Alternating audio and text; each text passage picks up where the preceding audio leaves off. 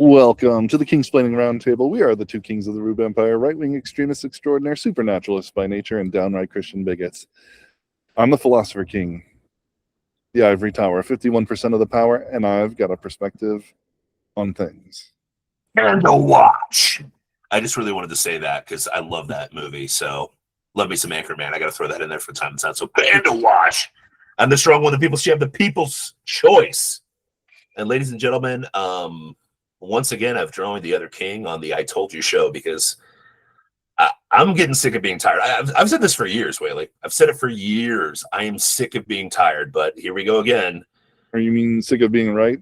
I'm sick of being tired. I'm sick of being right. And I'm sick of being pointing out what's happening. But I have a perspective on things as well. But yeah, I hate to say I told you so, but I told you so. Again. Like, are you sick of this yet? I mean, I'm sick of the state of the world. I'm sick of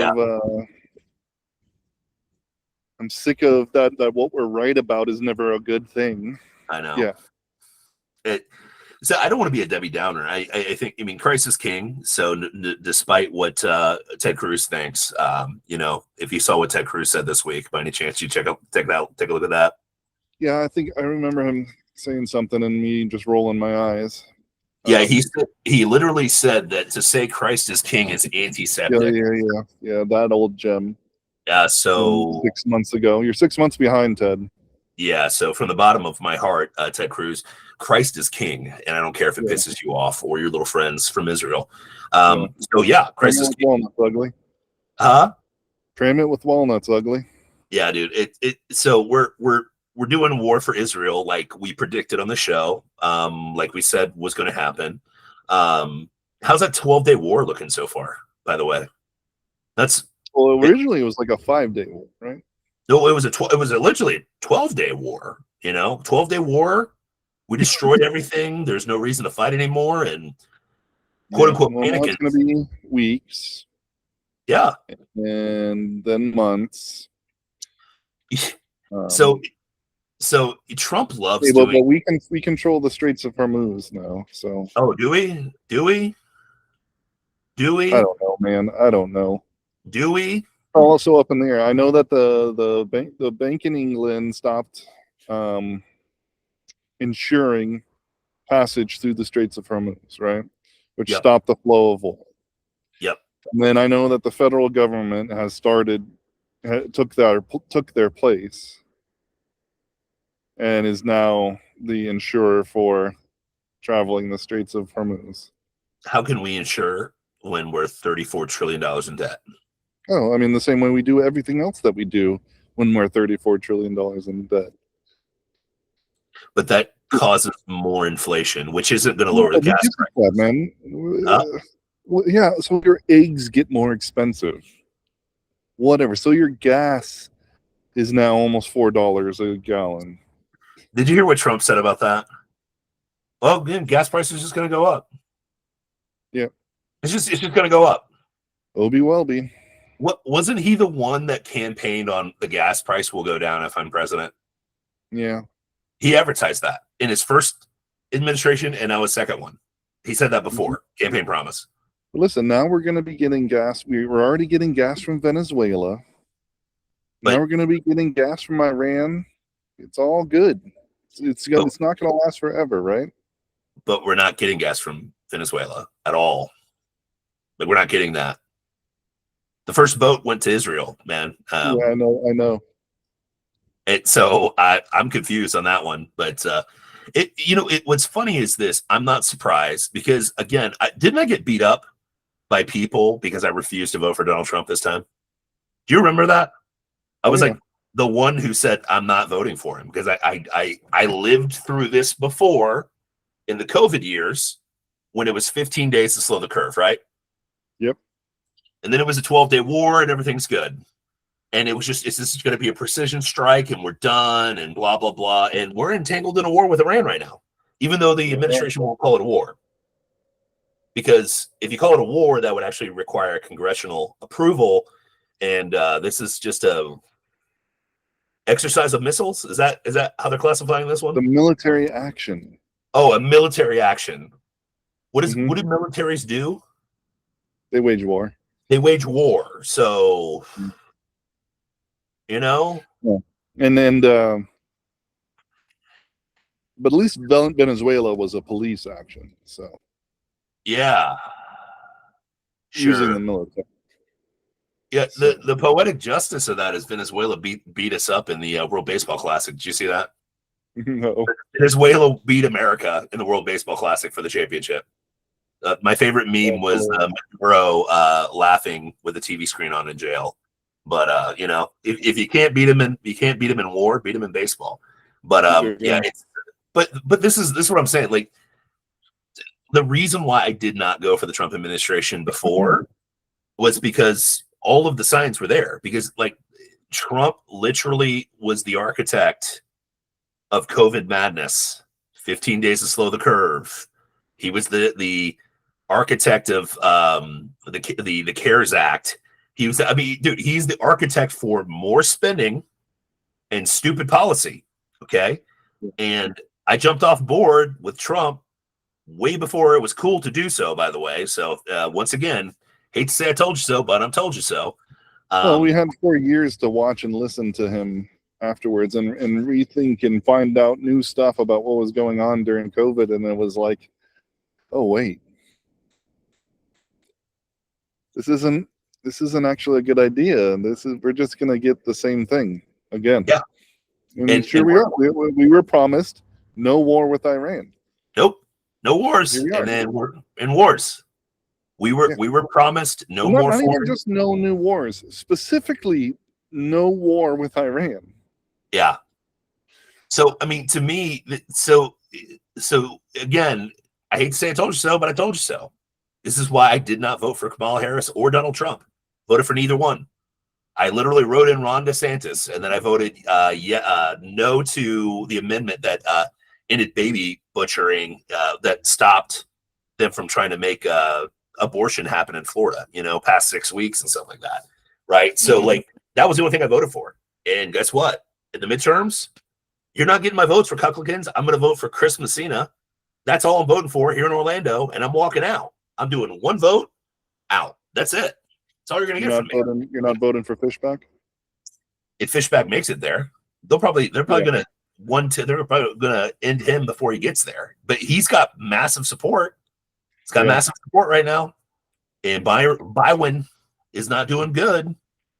I'm definitely not pulling that lever for Byron. I hope Fishback makes it there. I hope because the thing too is he's got to get through the primary. And we know how primaries are just, you know, super delegates on the Democratic side and weird things just happening on the Republican side. You know what I mean? Because I mean, I'm old enough to remember when I think Herman Cain was way out ahead of everybody else. And then magically Slappy, who is the Romney, magically pulled it out. It's just the older I get, the more I don't believe anything, and that correlates to this war too. Because Trump lied about everything, and then the other thing too is like, oh, we have control of the Straits of Hormuz. Well, Iran's saying the same thing. Oh, we're decimating their forces. Iran is saying the same thing, and here's the proof. And here's the thing: my assumption is both of you are lying. That's my assumption. Yeah. But here we have a very simple case study in this. Remember the Ukraine-Russian conflict that's still going on? Still? Remember the Ukrainians we're winning. The ghost of Kiev. We're doing it. Dude, all Russia had to do, they took land and they've held it. So who's actually winning that war? Russia's winning that war because they won that war. And all they got to do is maintain their land. And all Iran has to do is continue to exist, and they're beating the quote mightiest force in the world, which is the American military industrial complex. SNL had a joke on their weekend update that he said we replaced an 80-year-old Ayatollah Khomeini with a 56-year-old Ayatollah Khomeini, who's more radical. And then he said, "Yeah, who's more radical?" And then he's like, "Oh man, Can you imagine how awesome it would be if our politicians weren't 80 years old, but were 56 years old? Yeah. I mean, I it's mean, true. it's true. And the thing is, this is what nobody wants to talk about on Fox News, because again, there are people that are in their 50s and older that buy all this bull crap, and which is sad. They still believe the war propaganda, you know. Buy your Well, green and then pack. there's the people on the left who think that this wouldn't have never happened if Kamala had gotten in, and that's laughable too. It would have been the same exact thing. The same. It's the same puppet getting pulled by the same master. His name is Benjamin Netanyahu, who's getting his string pulled by people who have who rape little kids on islands. So that's who we're fighting for. We're fighting for the pedophiles right now, and Sure. yeah, Sorry. 100%.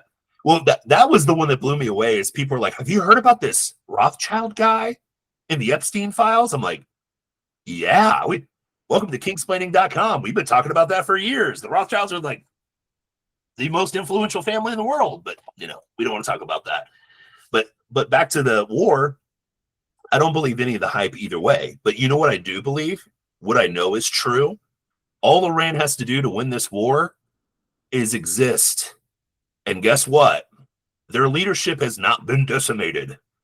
Their leadership's still there, and they're still firing back, and they're still winning. We haven't seen any of the It videos looks from like Tel Aviv. they decentralized their command structure for this very reason. Yeah. And guess what? And there was another promise that the president made, no boots on the ground. You remember that? Yeah. We just sent 5,000 troops to Iran. 5,000 Marines. I mean, it's not boots on the ground, it's just Marines. So it's different. Yeah, they wear hover boots, so they never touch the ground.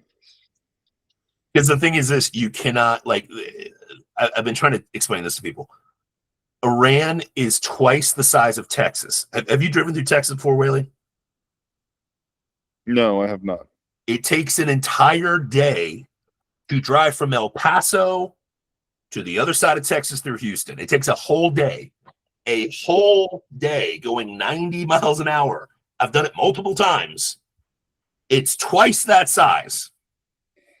Twice. Wow. In mountainous regions, harder regions than even good old Iraq. You cannot beat these guys dropping missiles. You have to physically go in there. And then on top of that, we don't have enough troops to do it.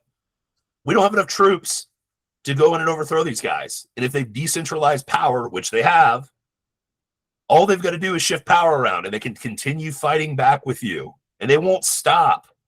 Like, aren't these guys the descendants of Persians? Have you heard of the Persians before? Heard of those guys? Yeah. They're still around. We're not dealing with like Native Americans who are smoking peace pipes and just hanging out in the north. We're dealing with people who are there. And what's crazy is if you actually go to the alternative media, because they're the only ones giving you like balls and strikes on both sides of this, there's tons of video of thousands of people in the streets defiant against the Israeli and American force attack on them. You've galvanized an entire people group because you killed their leader. And guess what? His son's just going to take over.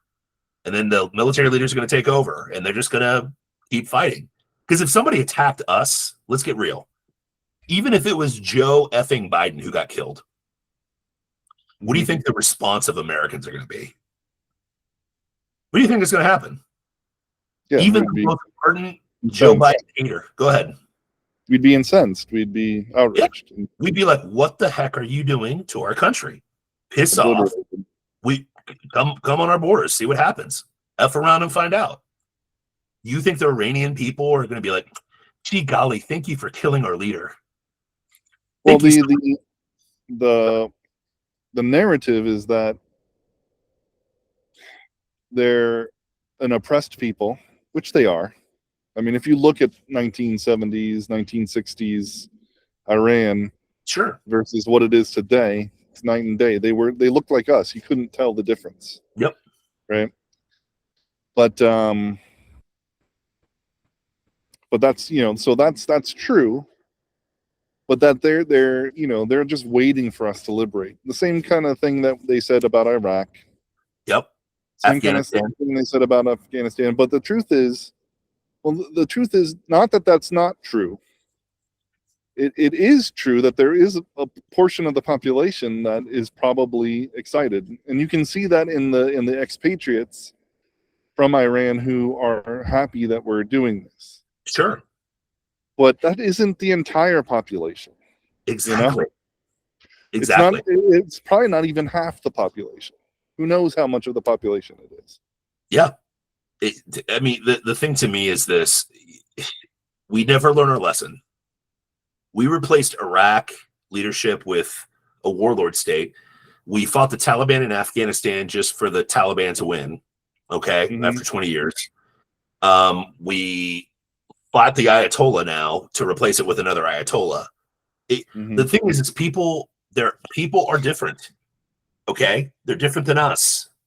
And guess what? If you, as gay as this sounds, you kill Joe Biden, we would replace him with another Joe Biden because that's all that we have in America is pedophiles. We have pedophile politicians. You know what I mean? And then, we're in a sad state of affairs. Nobody wants to admit it. But the thing is, this is all Iran has to do is exist, and they're winning. Because we're supposed to be this unstoppable force that can take anybody down at any time. Well, that's not panning out the way we thought it would. And the fact is everybody the brother knows that this is done by Iran or by Israel. Since we're on that topic, what about Joe Kent, the former head of counterterrorism for the Trump administration, resigns in a very respectful way. He actually was respectful to Trump, didn't say anything bad about Trump, but he made it very clear that this Iranian war, which it's a war, is completely stupid, and he's leaving because of that. And on top of that, he actually went to the no-no zone because he did the anti-APAC thing and said, hey, we're only doing this because Israel wants us to do this. And I was reasonably told by Sean Hannity, Mark Levin, Ben Shapiro, Dan Bongino, all the Foxoids, all the boomer slop Republican pundits, that Israel doesn't run us, we run Israel. Well, apparently one of the highest officials in Trump's administration says the tail's wagging the dog now. And what evidence do you have to counter that? Because I only have evidence to bolster that, because the Secretary of State himself said exactly the same thing. Marco Rubio from his very mouth. Well, we had to do it because Israel was going to do it. Israel was going to do it, and they forced our hand. Wait, what? And then Tulsi Gabbard, recently speaking in front of the House, during a committee meeting, saying that there was no credible threat from Iran. So we did this war for reasons. Well, the reasons are Israel wanted it to happen. That's why. I do think, 100%. I do think there is another reason. I think there's a reason that makes this palatable to Trump. Okay. And I think that the idea is that it hurts China. But it doesn't. I think it does.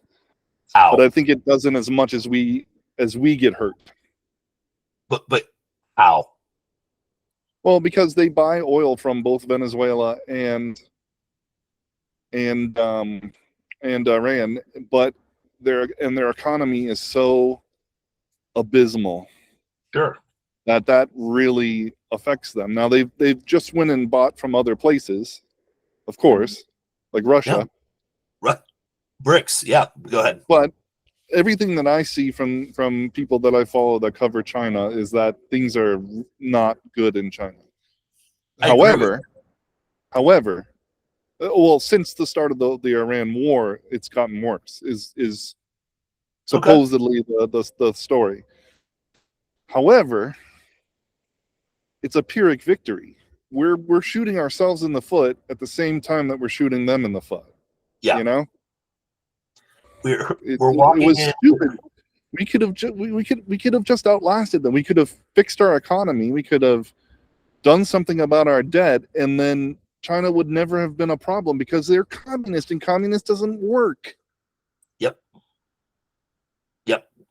But we're afraid of BRICS, and rightly so, because if that opens up a can of worms with the reserve currencies that we can't handle because our economy is in shambles. But here's the thing. You know, To your point, I agree with you. I agree we're with just you. making all the wrong moves. We are. But All here's of where I them. say China wins in this, okay? You know, I stole this from Tucker Carlson, so you know, I would love to claim victory to this wisdom or this news nugget. But two little kids are fighting. Okay, they can't resolve it. Who resolves it for the two little kids? Dad. Parent or a teacher. Yeah. Who's actually in control of the situation? The kids or the dad? It's dad. Who are the kids? Who's the dad? The kids are our greatest ally and ourselves scrapping with Iran. And then dad shows up. That's either going to be Vladimir Putin or the People's Republic of China. Well, yeah, That's that's the thing. We may be hurting China, but we're hurting ourselves. Okay. And Russia, nothing bad is happening to Russia. Nothing. Except that we've made them our enemy by fighting them in Ukraine for no reason. Yes. And so now they're pissed off at us, and we've married Russia and China together. Yep. To that end, and so now Russia just gets stronger and stronger because of this. But my point is, China does. And foolish Joe Biden made us their enemy. Yeah. So let's think this through, and it helps China because guess what? While we're expending all of our missiles of the Jews, it's a lot easier to take Taiwan now. Way easier to do that. Maybe. Probably. I wouldn't say maybe. I'd say although definitely. Japan has stepped up their aggressive stance against China. Okay, I'm okay with that. Yeah, but but who knows? I don't know. But my point. It's a tax cute. If we are helping, if we are literally whittling down and showing our ASS to the world and showing the world that we're not trustworthy. Every time we ask for negotiation, we bomb negotiators. That we're going to side with Israel no matter what, even though Israel's one of the biggest spy rings in the entire world. What we're telling Europe is you need to run to Russia because they're actually stable. And we're telling everybody in the eastern part of the world, don't go to us, go to China. You're going to bolster two of those big powers. They're going to become superpowers. And we will be landlocked to the Western Hemisphere, which, as an isolationist and a person who wants to break off of this union anyways with the great state of Florida, I'm okay with that because I want the empire to be done. I'll be honest with you. I'm tired of empire. And the thing is, this is part of me is giggling because I'm like, I kind of want us to, I don't want any U.S. troops to die at all. No. Like, at all. I love my American citizens. I want the U.S. government to learn its lesson and stop getting into these fake and gay wars. I'm tired of it. I watched it in Iraq, in Afghanistan, Persian Gulf when I was a little kid. And now I'm watching it as an adult. And I'm like, we're doing the same exact thing. And the thing is, we are never going to learn the lesson until the empire's dead. We won't. Yeah. But it's see, the thing is that this is designed to kill the empire. I'm okay with this it. This is designed to kill America for the ushering in of the New World Order. Yeah. And the thing is, I get the trad bros that are like, oh, but we're like the modern day Rome. And I'm like, who are the Romans now? They're called Italians. Yeah. Okay. Cool. We should not be doing this at all. We shouldn't be empire building. We should be over this stupidity and get over it because we are destroying ourselves. You use the word correctly. It's a Pyrrhic victory. You're using that word correctly. Did I say that correctly? A Pyrrhic victory. Yeah. Say, look at you with your sophisticated words. The Pyrrhic victory. He was looking at the encyclopedia. But honestly, we're destroying ourselves to do this. And when you have the highest counter terrorist in the cabinet saying this is stupid, when you're saying Tulsi Gabbard, there is no credible threat for Iran to the Americans. When you've got Marco Rubio admitting, We only did it because Israel told us to do it. Okay. We look like a horse's ass. We just do. And we look stupid on the world stage. And normally I don't give a rat's butt what the world thinks about us. But that was when we were on top of our game. We are no longer top of our game. We're not. No. I really don't want people targeting us. I really don't want people coming after us in the homeland. I like the two big, beautiful oceans that are surrounding us. Okay. I enjoy that about being an American. But the reality is, America ain't what America used to be. And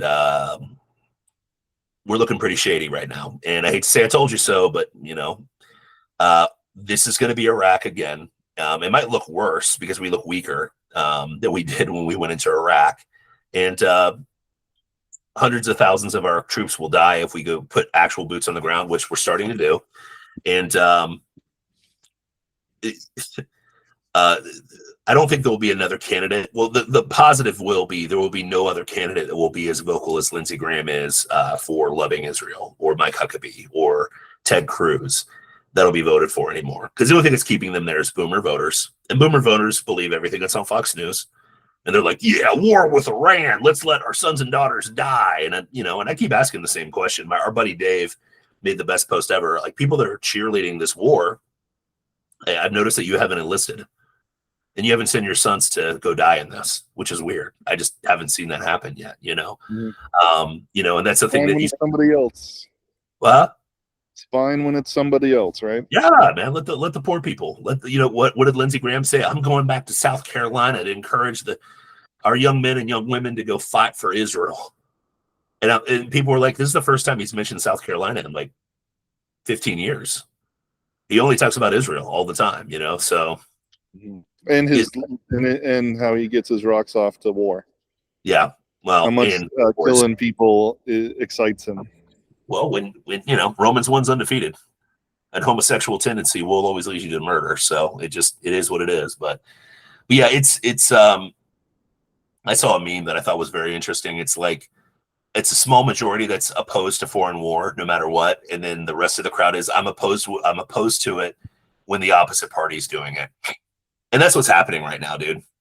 It's like, I would love to, the MAGA cult, it's a cult now, I wanted to make a video of me burning my MAGA hat and just being like, okay, it's dead. Just like the Tea Party, just like everything else, just like Occupy Wall Street, all the other things that have come before. It's these really good ideas that get co-opted by Israel and destroyed.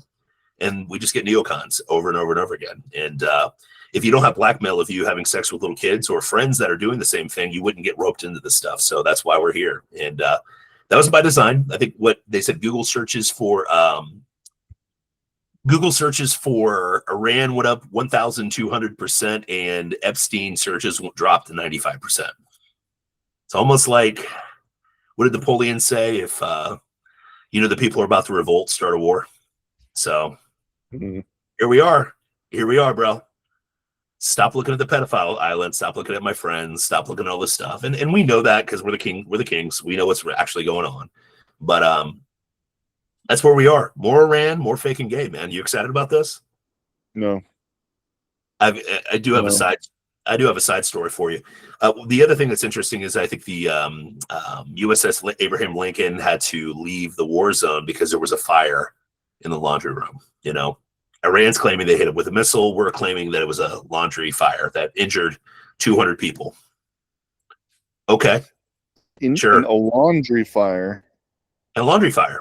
How big is the laundry room? Enough to injure 200 people work in it. 200 people, apparently. 200 people, man. That's wild. 200 people. I mean, it's just such a coinky dink. We just had a little malfunction. We'll get back to it. So, but the boat's made of wood, so it makes sense. It would spread really far, right? Yeah. Well, it's funny to me, like, because again, this is to me it's Ukraine and Russia again.